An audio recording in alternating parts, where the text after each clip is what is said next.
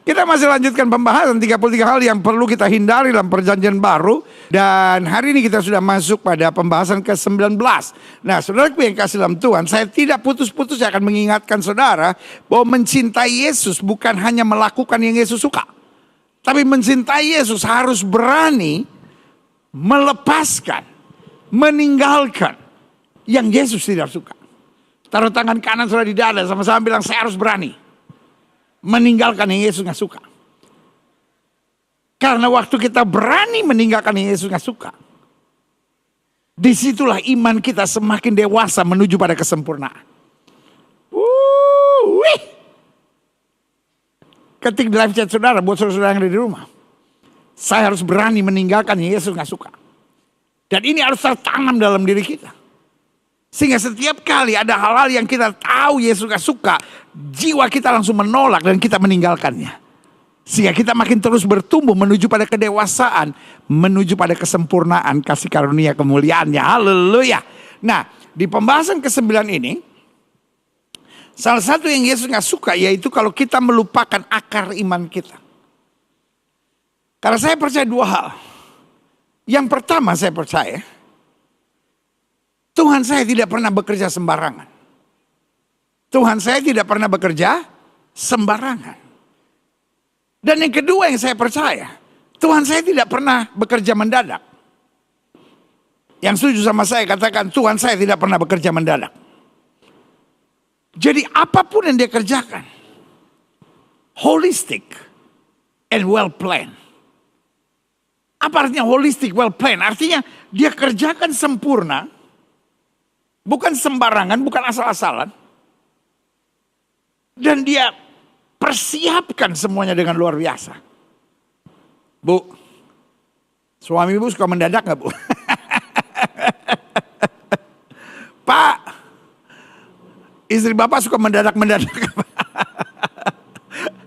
Ada orang-orang yang I know for sure, dia well planned. Dan orang-orang yang well planned paling gak bertahan sama orang-orang yang apa-apa mendadak gitu. Karena dia kalau mendadak panik gitu. Tetapi ini yang indah. Tuhan siap menghadapi hal-hal yang mendadak dari kita. Tiba-tiba kita mendadak tinggalkan Tuhan. Tiba-tiba kita mendadak datang pada Tuhan membutuhkan sesuatu. Tetapi dari pihaknya, dia siap menghadapi hal-hal yang mendadak dari kita. Yesus masuk pintu kota Nain, keluar dari pintu kota Nain, tidak ada yang dipersiapkan. Secara mendadak dia berjumpa dengan ibu yang anak laki-laki, ibu janda ini, anak laki-laki satu-satunya mati. Yesus nggak bilang, aduh tunggu deh kita persiapkan. No. Langsung dia bilang, ibu jangan menangis. Tuhan saya siap melakukan, membereskan hal-hal yang kacau secara mendadak. Tapi dia Tuhan yang selalu mempersiapkan segala-galanya dengan rapi dan luar biasa. Setuju sama saya katakan rapi dan luar biasa. Saya mau setiap saudara meyakini Tuhan bekerja dengan rapi dan luar biasa. Haleluya.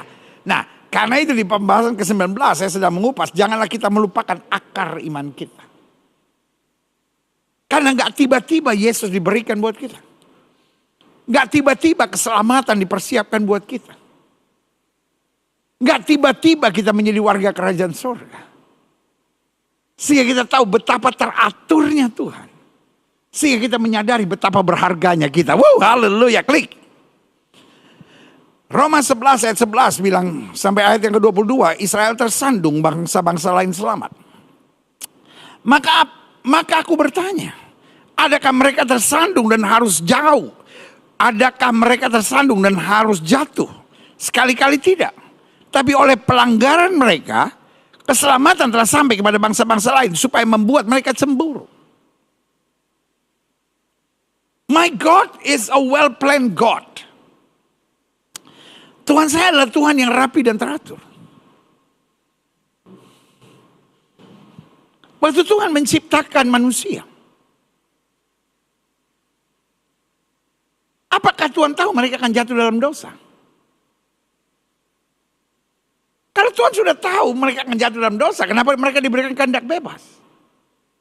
Jangan banyak nanya lu, kayak tamu aja. Ada banyak orang yang suka nanya gitu. Sampai akhirnya tidak sedikit orang yang jadi atheist. Menjadi ateis gitu. Menjadi agnostik.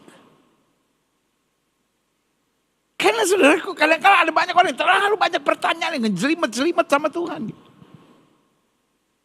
Padahal Tuhan kita dahsyat dan luar biasa. Yes, yang setuju sama saya bilang Tuhan saya dahsyat dan luar biasa. Ketika Tuhan menciptakan manusia, Tuhan tidak mempersiapkan manusia untuk gagal. Dari awalnya Tuhan menciptakan manusia untuk ada di Taman Eden. Tetapi Tuhan tahu. Dengan memberikan free will kepada manusia, maka ada potensi manusia akan jatuh dalam dosa. Tapi sebelum manusia jatuh, Tuhan sudah siapkan jalannya. Makanya Roma 8 ayat 28 bilang Allah terus bekerja dalam segala perkara untuk melarang kebaikan.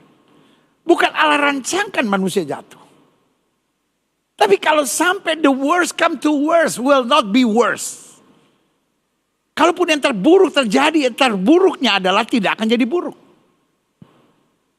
Karena waktu manusia jatuh dalam dosa, plan B-nya Tuhan langsung jalan. Manusia memang harus diusir dari Taman Eden karena tidak ada dosa di Taman Eden. Tapi pada saat manusia bersembunyi karena ketelanjangan, Tuhan langsung punya jawaban. Dikorbankannya darah. Makanya kenapa sampai hari ini orang Kristen tidak makan darah? Karena darah adalah nyawa. Darah adalah pengorbanan. Dan dalam imamat dikatakan tanpa penumpahan darah tidak ada pengampunan dosa. Makanya orang Kristen dari Kisah Para Rasul dikatakan jangan makan darah. Karena darah adalah nyawa. Dan darah membicarakan tentang kebodohan manusia. Kegagalan manusia. Kekerasan hati manusia. Untuk itu Allah harus mengorbankan domba yang terbaik. Untuk menutupi ketelanjangan manusia. Manusia menutupi ketelanjangannya dengan daun-daunan. Itulah manusia. Selalu sembarangan dan mendadak. Tidak berpikir panjang pertanyaannya. Kau dengan daun-daunan. Berapa lama bertahannya? Nah itulah manusia. Dia pikirkan hanya now and today. Tapi waktu Tuhan memberi solusi. Tuhan memberi solusi lengkap. Sama-sama bilang sama saya. Solusi yang Tuhan berikan selalu dahsyat. Yes. Solusi yang Tuhan berikan selalu dahsyat. Ketik dalam chat saudara. Solusi yang Tuhan berikan selalu dahsyat. Yes. Sebab jika pelanggaran. Jadi ingat ya. Maka aku bertanya. Adakah mereka tersandung dan harus jatuh? No. Tapi Tuhan punya plan B. Kalau manusia jatuh selalu dipersiapkan hal yang dahsyat. Ayat 12. Sebab jika pelanggaran mereka berarti kekayaan bagi dunia dan kekurangan mereka kekayaan bagi bangsa-bangsa lain. Terlebih-lebih bagi kesempurnaan mereka. Jadi nggak harus mereka jatuh. Nggak harus mereka gagal. Sampai ada orang yang sedang mempersoalkan. Apakah Yudas masuk surga? Karena kalau nggak ada Yudas, nggak ada penyalipan. Nggak ada pengampunan dosa dan nggak ada keselamatan buat manusia. Otak lu jangan sok tahu begitu apa sih? Kadang-kadang kita pikiran kita paling pintar. Tuhan selalu punya cara. Ada aja jalan Tuhan. Tetapi karena begitu dahsyatnya Tuhan, selalu kita lihat betapa luar biasanya Tuhan. Plan B-nya Tuhan tetap yang terbaik. Plan B-nya manusia tidak ada rotan, akar pun jadilah. Tapi plan B-nya Tuhan tidak rotan. Rotan yang lebih baik Tuhan sediakan. Amin. Sama-sama bilang. Plan B-nya Tuhan tetap dahsyat. Jadi saya mau saudara gak cepat putus asa gitu. Saya mau saudara gak cepat kecewa gitu. Wah rencana Tuhan tapi saya gagal. Ketika saya gagal dalam rencana Tuhan. Tuhan mempersiapkan rancangan yang lebih dahsyat lagi. Haleluya ayat 13. Aku berkata kepada kamu. Hai bangsa-bangsa bukan Yahudi. Justru karena aku adalah rasul untuk bangsa-bangsa yang bukan Yahudi, aku menganggap hal itu kemuliaan pelayananku. Yaitu kalau aku dapat membangkitkan cemburu dalam hati kaum bangsaku menurut daging dan dapat menyelamatkan seberapa orang dari mereka. Cemburu di sini sebetulnya maknanya adalah menyesali kegagalan. Karena orang-orang Yahudi punya superioritas kompleks. Mereka merasa cuma kami yang bisa dipilih Tuhan.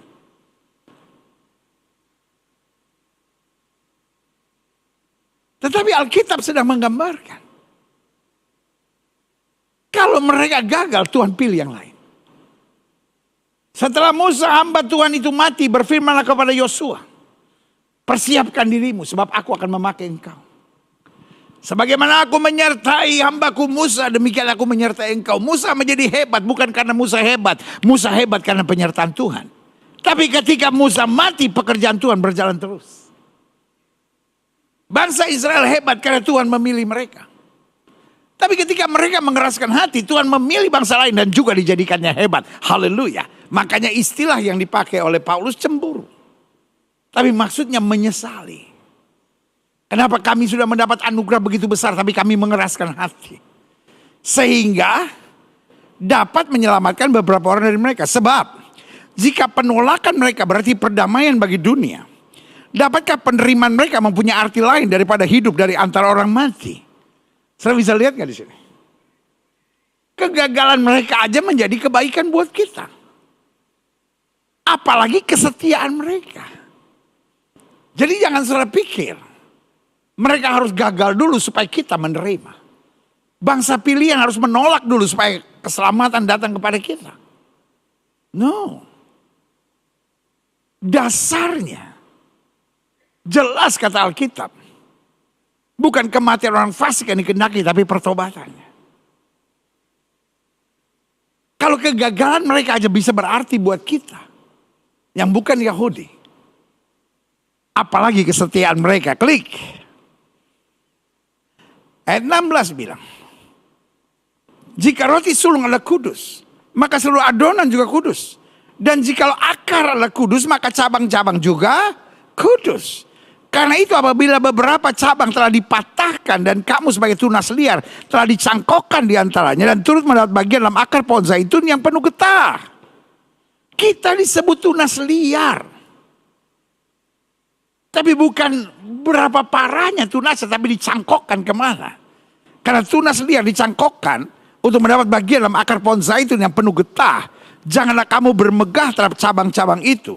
Jikalau kamu bermegah, ingatlah bahwa bukan kamu yang menopang akar itu, main akar itu yang menopang kamu. Back to the root. Sebagian berkata, rootnya berarti Israel. Saya mengerti sebagian menerjemahkan itu, tapi buat saya Israel adalah pohon zaitunnya.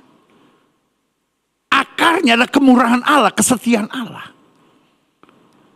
Sehingga walaupun pohon zaitunnya mati, akarnya masih hidup. Dan kita, dahan-dahan liar dicangkokkan. Haleluya. Jadi jangan kita punya minder Wardahed kompleks.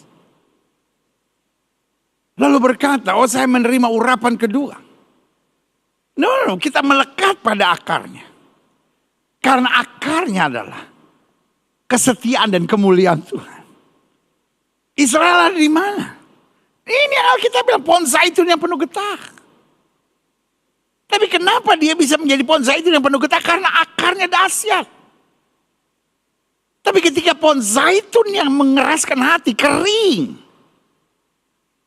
ada tunas-tunas liar yang dicangkokkan. Berarti kebanggaan kita bukan pohon zaitunnya. Kebanggaan kita bukan carang-carangnya, cabang-cabangnya.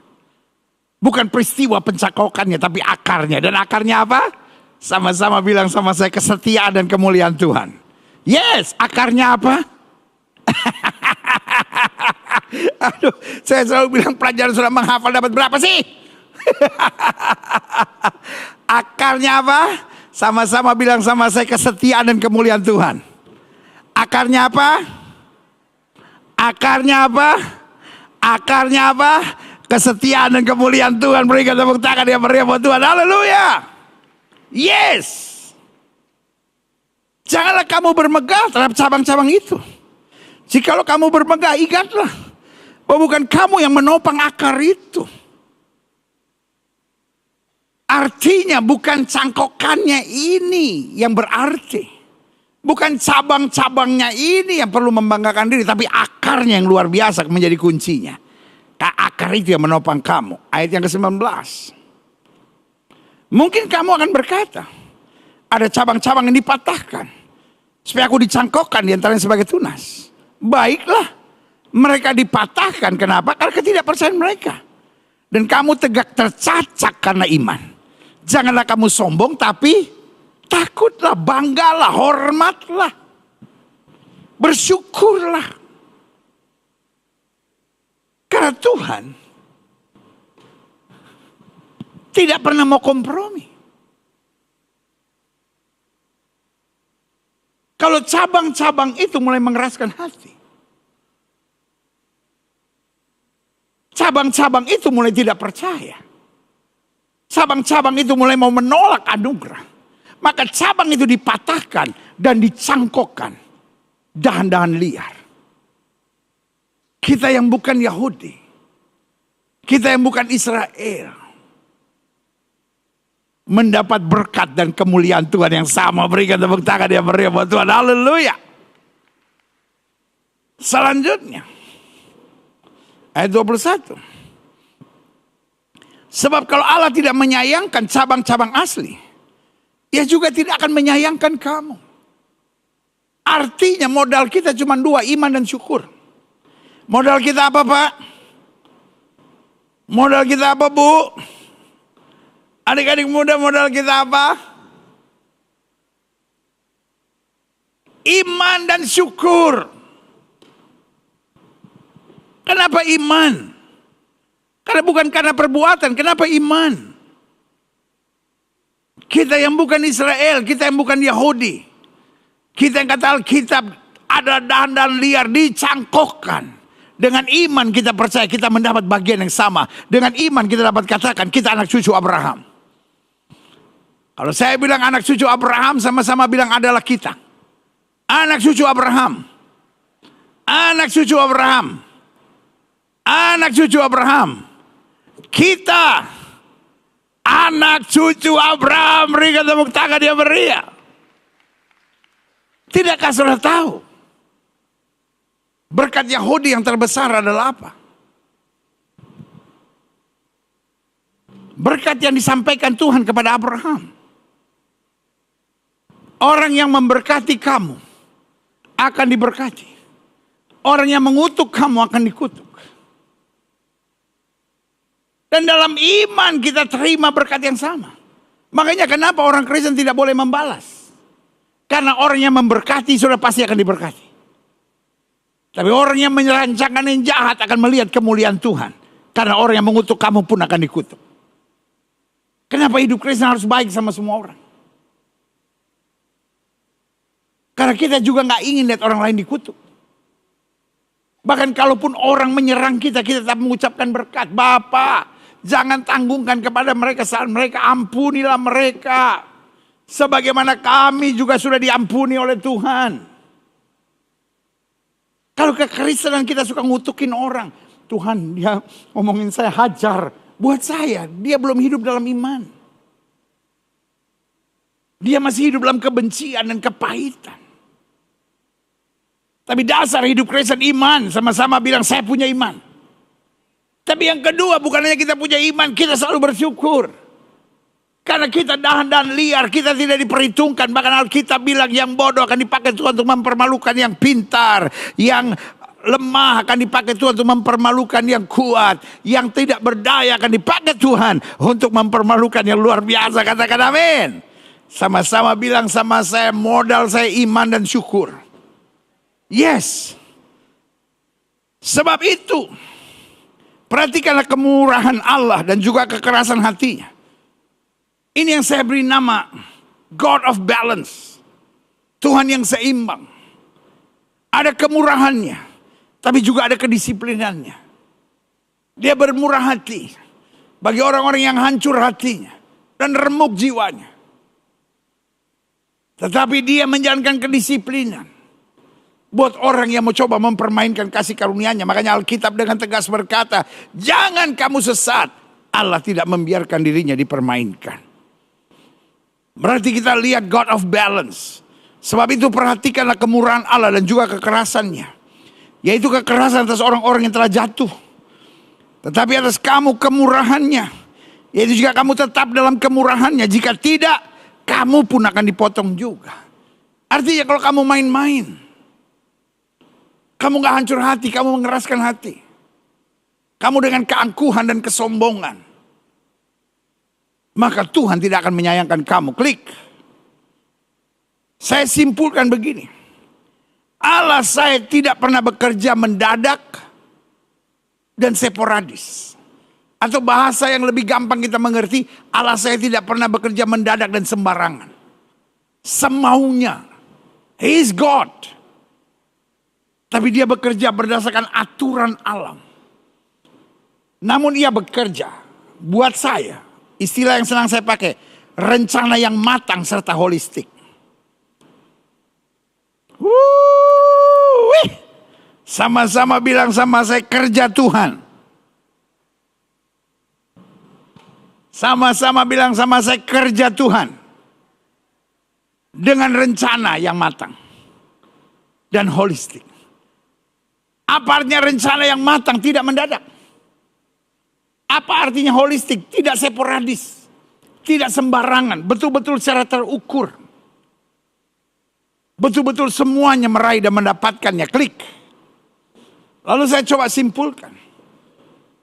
Beberapa hal dulu yang harus kita pahami tentang rancangan dahsyat buat manusia. Untuk menyadarkan kepada kita, kita jangan sampai melupakan akar iman. Supaya kita menyadari hidup kita berharga. Jangan sampai kita bilang kita mencintai Tuhan. Jangan sampai kita bilang kita melayani Tuhan. Tapi kita melupakan akar iman kita. Kita melupakan bagaimana Allah itu setia. Bagaimana Allah itu rancangannya matang. Bagaimana Allah itu bekerja secara holistik. Klik. Yang pertama saya pelajari, awal dari segalanya manusia dirancangkan untuk hidup bahagia di Taman Eden. Tidak ada rancangan manusia untuk manusia, tidak ada dalam rancangan Allah untuk manusia jatuh dalam dosa. Dari awalnya Taman Eden adalah rencana Tuhan. Yang setuju sama saya katakan dari awalnya Taman Eden adalah rencana Tuhan.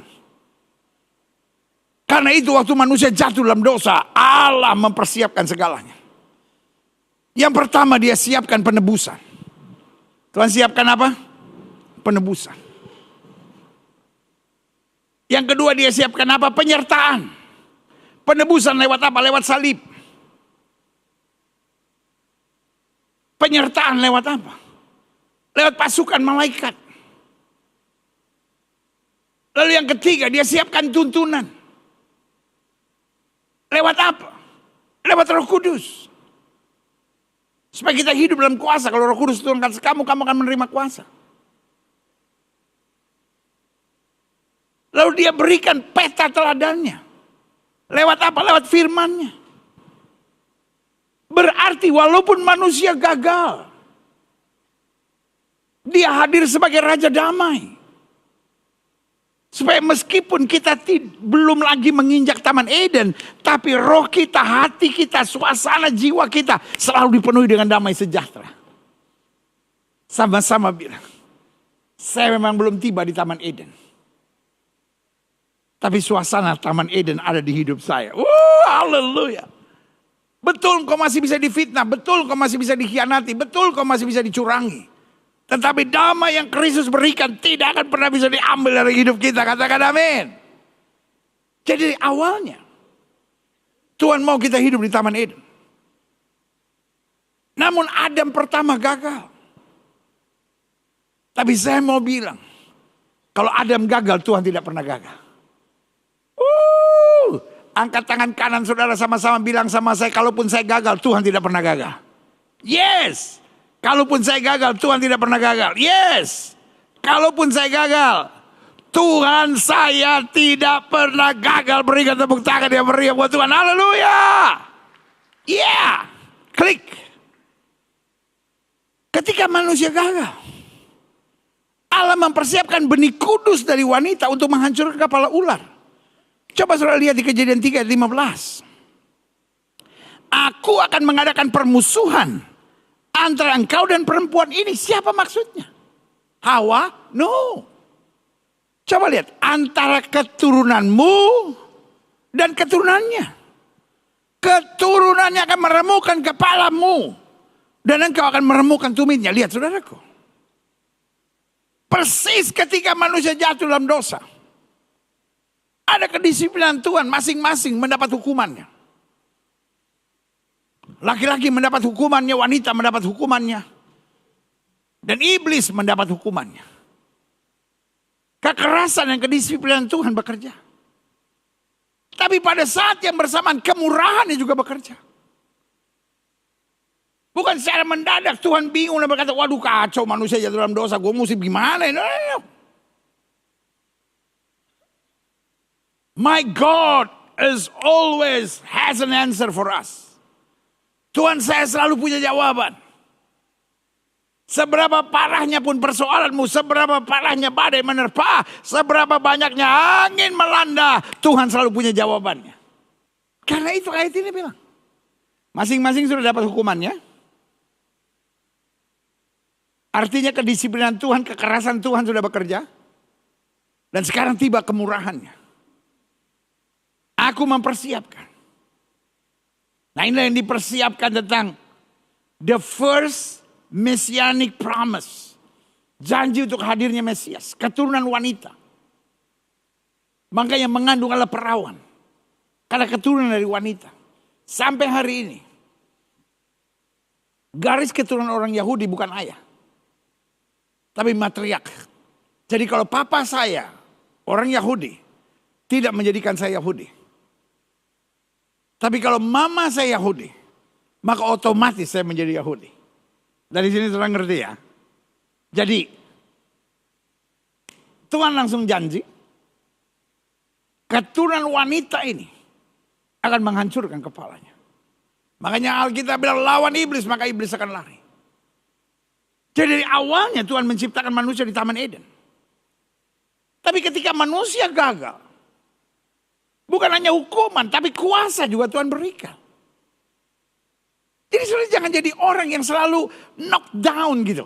Yang selalu, ya saya gagal. No, bangkit. Saya percaya di tahun ini hal-hal dahsyat Tuhan mau sediakan. Klik. Jadi ingat ya. Ketika awal manusia gagal. Tuhan langsung persiapkan. Karena my God is not just only God of past. But is God of future. Dia bukan Tuhan yang senang korek-korek masa lalu kita. Kamu sih udah gagal. Mustinya hari ini hidup kamu lebih hebat. No. Kegagalan tidak merusak apa-apa di hari kemarin kita. Tapi kegagalan mempersiapkan hal dahsyat di depan kita. Iblis maunya saudara tangisi kegagalan saudara dan hal-hal yang rusak akibat kegagalan. Tapi Tuhan persiapkan hal-hal yang luar biasa dan pemulihan-pemulihan dahsyat dalam pertobatan yang luar biasa itu. Makanya awal dari segalanya manusia dirancangkan untuk hidup bahagia di Taman Eden. Namun manusia gagal. Tapi Tuhan tidak pernah gagal. Manusia gak harus menderita. Memang akibat dosa manusia kehilangan kemuliaan Allah. Tapi karena kemurahannya Tuhan memulihkan segala sesuatu. Ketika manusia gagal Allah mempersiapkan benih kudus dari wanita. Untuk menghancurkan kepala ular. Dan saya percaya itu yang kejadian hari ini. Alkitab bilang. Aku memberi kuasa. Untuk menginjak ular dan kalajengking. Sehingga tidak ada kekuatan musuh yang akan membahayakan kamu, kata Yesus. Haleluya. Berarti klop. Antara apa yang kita pelajari di kitab Kejadian dengan apa yang kita pelajari di Perjanjian Baru. Yang ketiga. Kemudian. Dalam proses kebangkitan pemulihan manusia ini. Allah memilih Yakub. Yang kemudian menjadi bangsa yang dikuduskan. Jadi Israel is not a nation. Israel is a family. Israel bukan nama satu bangsa. Saya tahu sekarang menjadi nama satu bangsa. Tapi awalnya nama orang. Indonesia bukan nama orang. Malaysia bukan nama orang. Jepang bukan nama orang. Papua bukan nama orang. Filipina bukan nama orang, but Israel adalah nama orang. Jadi di hadapan Tuhan, Israel is not only a nation. Itu sebabnya waktu mereka minta raja, Tuhan marah. Bahkan waktu Samuel bilang mereka menolak aku, Tuhan bilang bukan kamu yang ditolak, tapi aku juga ditolak. Karena di hadapan Tuhan, Israel is not just only a nation. It's a family. Tapi namamu tidak akan lagi disebut Yakub. Tuhan memberkati dan menjadikannya Israel. Coba lihat ayat ini, klik. Kejadian 32, 28-29. Lalu kata orang itu, malaikat yang bergumul dengan Yakub, namamu tidak akan disebutkan lagi Yakub, tapi Israel. Sebab engkau telah bergumul melawan Allah dan manusia dan engkau menang. Bagaimana bisa menang? Pangkal pahanya terpelecok. Kemenangannya bukan karena dia mampu mengalahkan musuh. Tapi kemenangannya karena dia mampu mengalahkan diri sendiri. Sama-sama bilang sama saya, ukuran kemenangan orang percaya. Yes, sama-sama bilang sama saya, ukuran kemenangan orang percaya. Bukan mengalahkan musuh, tapi mengalahkan diri sendiri. Kemenangan orang percaya, bukan mengalahkan musuh, tapi mengalahkan diri sendiri. Saudara-saudara di rumah ketika live chat saudara.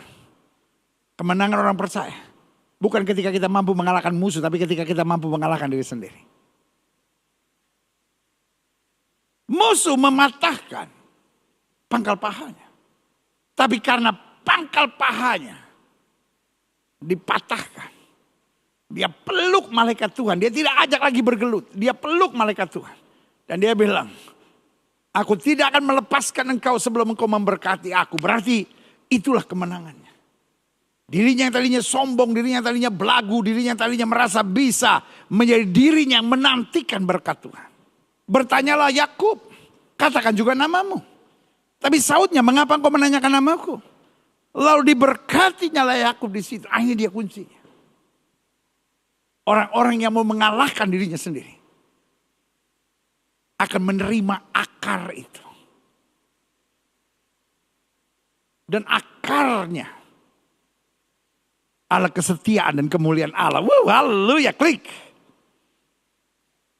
Jadi beberapa hal yang harus kita pahami. Satu, awal dari segalanya manusia dirancangkan untuk hidup bahagia di Taman Eden. Namun manusia gagal, namun Tuhan tidak pernah gagal. Tuhan tetap ingin kita bahagia. Makanya dia disebut Wonderful Counselor. Allah yang perkasa, Bapa yang kekal, Raja damai. Artinya apa saja Tuhan siapkan agar kita beroleh damai. Yang kedua, ketika manusia gagal, Allah mempersiapkan benih kudus dari wanita untuk menghancurkan kepala ular. Dan karena itu Allah memilih Yakub yang kemudian menjadi bangsa yang dikuduskan. Karena benih ini yang harus dikuduskan. Karena itu dia pilih negara. Mulainya dari Yakub, keluarga. Dan Yakub mendapat mandat untuk menjaga kekudusan bangsa ini. Karena itu bangsa itu diberi aturan-aturan Tuhan yang begitu rumit. Saudara bisa lihat dalam kitab Imamat banyak peraturan. Tujuannya cuma satu. Supaya benih ini terjaga kudus. Ada aturan tentang hari Sabat, ada aturan tentang korban, dan semuanya tujuannya satu. Menguduskan. Dari universal. Menuju ke satu bangsa. Dan dari satu bangsa. Akhirnya menuju ke bangsa-bangsa. Wow, haleluya. Karena itu. Langkah keempatnya harus kita pahami. Ketika Israel mulai mengeraskan hati dan meninggikan diri. Tuhan menjalankan target utamanya. Yaitu setiap kita disangkokkan. Jadi saya harap saudara ngerti. Dari awal Tuhan menciptakan. Tuhan harapkan. Semua menikmati Taman Eden. Tapi ketika manusia jatuh. Plan B-nya Tuhan yang sangat luar biasa itu. Dia persiapkan benih perempuan. Nah benih ini harus suci. Harus kudus. Karena itu dia menuju pada satu bangsa. Dan satu bangsa menuju ke satu pribadi kembali yaitu Daud. Dari keturunannya lah dikuduskan. Lalu dari benih yang kudus itu Alkitab bilang Setiap orang yang percaya, bukan hanya Yahudi. Setiap orang yang percaya tidak binasa, melainkan beroleh hidup yang kekal. Berikan tepuk tangan yang meriah buat Tuhan. Saya harap saudara mengerti dari universal, spesifik pada satu bangsa, tujuannya untuk kekudusan benih. Dan ketika kekudusan benih sudah tercapai, maka dari benih yang kudus, lahir sang penebus. Dan kemudian lewat penebus untuk bangsa-bangsa. Haleluya, klik. Lihat Roma 11 ayat 17. Karena itu, apabila beberapa cabang telah dipatahkan, dan kamu sebagai tunas liar telah dicangkokkan diantaranya, turut mendapat bagian dalam apa? Akar pohon zaitun yang penuh getah. Taruh tangan kanan saudara di dada. Saya mendapat bagian. Yes, klik. Selanjutnya, menyadari karya Allah yang bekerja dengan rencana yang matang serta holistik. Saya jumpai ada 6 hal dasar yang saya mau bagikan. Yang pertama, jangan sampai kita tersandung. Dalam istilah Ibraninya mikso. Tersandung, jatuh dan terkapar. Yunaninya skandalon. Jangan sampai hidup kita penuh dengan skandal gitu. Karena Tuhan mau hidup kita jadi berkat. Tuhan mau hidup kita jadi saksi. Tuhan mau hidup kita jadi terang. Taruh tangan kanan saudara di dada dan bilang, hidup saya harus jadi terang.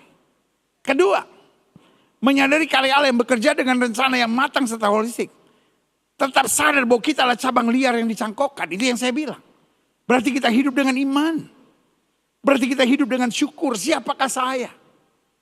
Sampai Tuhan pilih saya. Sehingga hari-hari kita berkata, dengan apakah aku balas pada Tuhan? Segala kebaikannya. Iblis mau terus intimidasi kita. Tapi dengan iman kita sadar. Berkat Abraham telah sampai dalam hidupku. Yeah!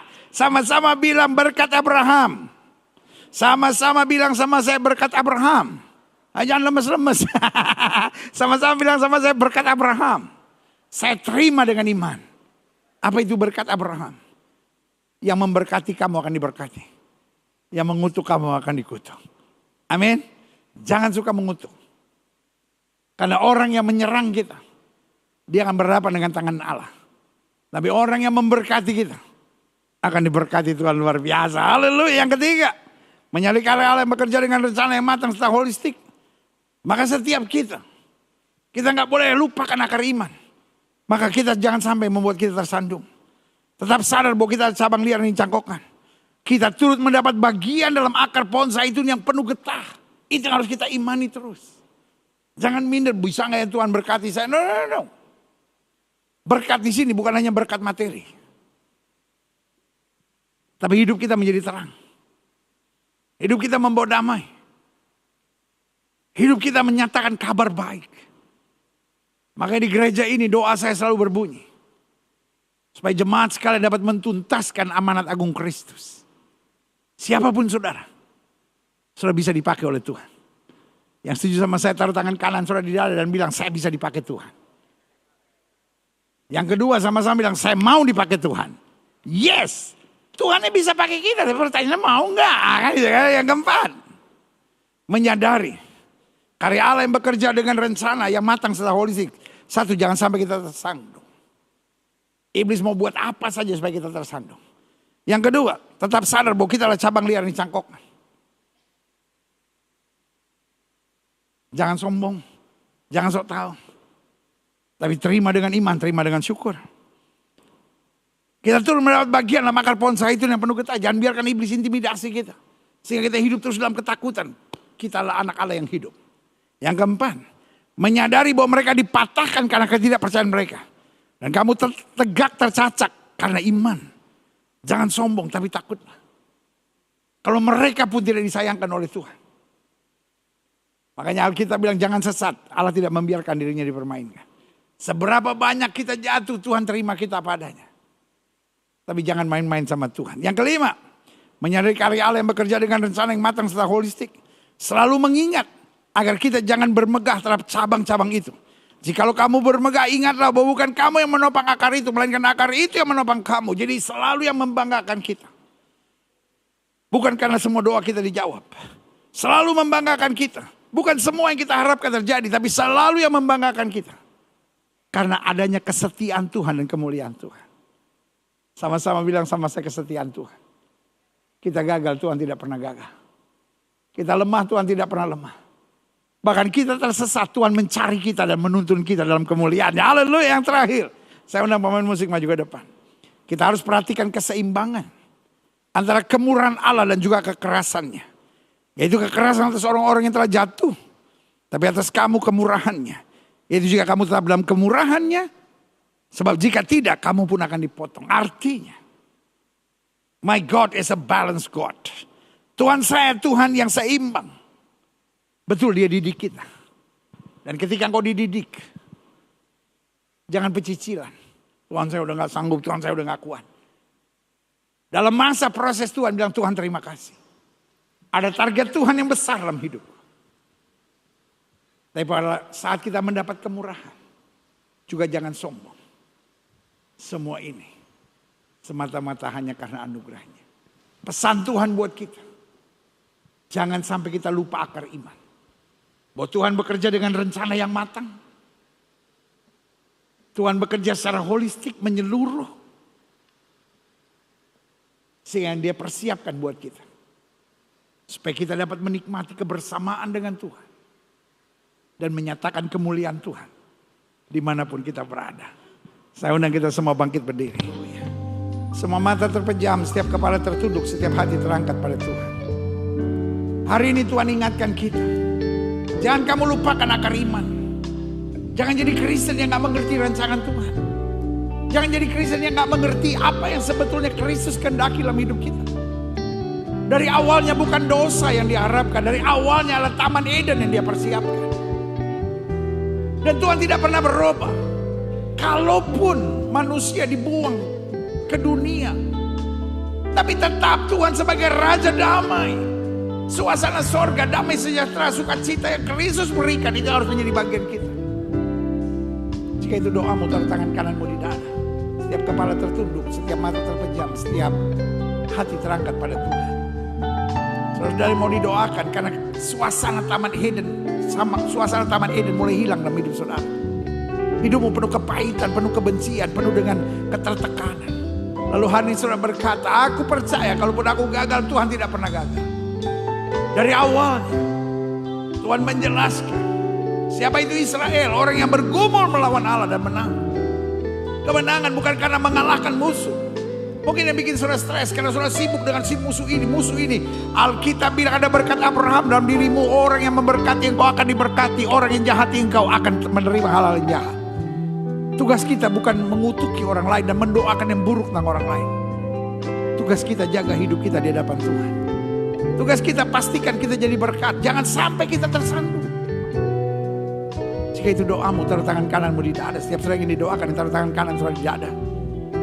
Boleh angkat tangan dua-dua tinggi-tinggi. Izinkan saya berdoa. Bapa, dalam nama Yesus, hari ini kami diingatkan tidak boleh melupakan akar iman kami. Dan akar iman kami adalah kesetiaan dan kemuliaan Tuhan. Yang tidak pernah bekerja dengan secara mendadak dan sembarangan. Tapi bekerja dengan rancangan yang matang dan secara holistik. Itu sebabnya kami dijaga, kami dituntun, kami dibela, kami dibawa pada pengalaman-pengalaman dahsyat dengan Tuhan. Lihat tangan-tangan yang terangkat ya Allah. Yakinkan kami bahwa kami adalah Israel. Bukan karena kelahiran. Tapi karena kami bergumul melawan Allah dan menang. Terima kasih Tuhan. Sehingga dalam kehidupan kami hidup dengan syukur. Dalam kehidupan kami hidup dengan iman. Dalam kehidupan kami semangat untuk selalu melakukan yang terbaik. Ajar kami menyadari tugas kami bukan untuk mengalahkan musuh, karena iblis ada di bawah telapak kaki orang percaya. Janji Tuhan jelas, kamu akan menginjak segala scorpion. Dan tidak ada kekuatan musuh yang akan membahayakan kamu. Ular dan kalajengking akan kami kalahkan. Berkat Tuhan akan Tuhan curahkan. Terima kasih Tuhan. Terima kasih. Satu persatu yang angkat tangan Tuhan jamah. Sehingga hari ini dapat kelegaan, kekuatan, damai sejahtera. Terima kasih Tuhan. Terima kasih. Hamba mengasihi jemaatmu satu persatu. Apa yang Tuhan taruh di hati hamba sudah hamba sampaikan bagi umat-Mu. Hamba doa firman termaterai. Apa saja yang mereka kerjakan dibuat Tuhan berhasil. Tidak lupa hamba berdoa buat yang sakit. Saudara-saudara yang sakit, letakkan tangan kananmu di bagian tubuh yang sakit. Karena firman Tuhan katakan orang percaya akan tumpang tangan buat yang sakit, dan yang sakit akan disembuhkan. Jika kau sakit dan kau percaya kuasa kesembuhan Tuhan dengan iman, letakkan tangan kananmu di bagian tubuh yang sakit. Kita doa, Bapa, janji-Mu ya dan amin itu kami percaya. Firman-Mu berkata orang percaya akan tumpang tangan buat yang sakit, dan yang sakit akan disembuhkan. Dengan iman kami praktekkan firman Tuhan ini. Kami letakkan tangan kanan kami di bagian tubuh kami yang sakit. Kami tolak sakit penyakit, kami tolak kelemahan tubuh, kami tolak campur tangan kegelapan. Kami patahkan kuasa di dalam nama Yesus. Hai setan sakit penyakit, kau tidak punya kuasa. Kami perintahkan sekarang keluar dalam nama Yesus. Kuasa kesembuhan, berkat, mujizat mulai terjadi. Karena kami percaya Yesus kami tidak berubah dulu, kemarin, hari ini, dan sampai selama-lamanya. Virus, bakteri, kuman keluar dalam nama Yesus. Segala infeksi, peradangan sembuh dalam nama Yesus. Oh, dari ujung kepala sampai ujung kaki mengalir kuasa Tuhan. Bahkan serangan setan-setan kami patahkan dalam nama Yesus. Mujizat Tuhan terjadi. Dan oleh bilur-bilur Yesus, kami yang percaya sudah dijamah dan disembuhkan Tuhan dengan kuasa-Mu yang luar biasa. Inilah tepuk tangan sorak-sorai kemenangan kami. Tepuk tangan sukacita kami karena Yesus menyembuhkan. Terima kasih Bapa. Terima kasih. Haleluya, haleluya. Oleh bilur Yesus kami sembuh. Bangsa negara kami Indonesia selamatkan ya Allah. Damai sejahtera atas Indonesia. Umat mayoritas di bangsa ini Tuhan bimbing, Tuhan tuntun, Tuhan bawa damai sejahtera dan keselamatan. Bapak Presiden, Wakil Presiden, para menteri, pejabat di pusat dan di daerah, para gubernur, para wali kota, para bupati, para polisi, para tentara, Kapolri dan Panglima TNI. Bapak kami ucapkan berkat di dalam nama Yesus. Jaga para pemimpin dan aparat penegak hukum di bangsa kami dengan kasih dan kuasa-Mu. Berikan kepada para pemimpin dan aparat penegak hukum di bangsa kami hati yang takut akan Tuhan, hikmat surgawi. Sehingga apa saja yang mereka kerjakan dibuat Tuhan berhasil. Indonesia makin hari makin baik, Indonesia makin hari makin maju. Dan kalau Tuhan jumpai masih ada kutuk, kuasa kegelapan, dukun-dukun paranormal, kami tolak, kami patahkan di dalam nama Yesus. Damai atas Indonesia. Segala rancangan kerusuhan, rancangan kekacauan, rancangan adu domba, kami tolak, kami patahkan di dalam nama Yesus. Kami percaya Indonesia ada di hatinya Tuhan. Apa saja yang Tuhan mau atas Indonesia pasti jadi. Apa saja yang Tuhan tidak mau atas Indonesia tidak akan jadi. Gereja-gereja di mana-mana tempat Tuhan bela dan nyatakan kemuliaan-Mu. Gerejamu di tempat ini, Gereja Bethel Indonesia Global Fellowship Center, Tuhan pakai terus untuk menegakkan kerajaan Allah dalam kebenaran dan kasih. Dan akhirnya setiap kami yang menerima firman Tuhan arahkan terus untuk mengingat akar iman kami bahwa Tuhan kami adalah Tuhan yang setia, Tuhan kami Tuhan yang penuh kemuliaan. Dan Tuhan kami bukan Tuhan yang bekerja mendadak dan sembarangan. Tapi Tuhan kami bekerja dengan rencana yang matang dan holistik. Di dalam nama Yesus kami berdoa. Sehingga kami siap mentuntaskan amanat agung Kristus, pergi beritakan Injil pada setiap makhluk. Di dalam nama Yesus kami berdoa dan kami siap jadi pelaku-pelaku firman. Yang siap jadi pelaku-pelaku firman, sama-sama kita katakan amin. Beri tepuk tangan yang meriah buat Tuhan. Haleluya, haleluya, haleluya. Silakan duduk. Tuhan memberkati Bapak Ibu Saudara sekalian. Haleluya. Kitalah orang-orang berbahagia itu, karena orang berbahagia ada orang menerima firman dan mempraktekkannya dalam kehidupannya sehari-hari. Haleluya, puji Tuhan.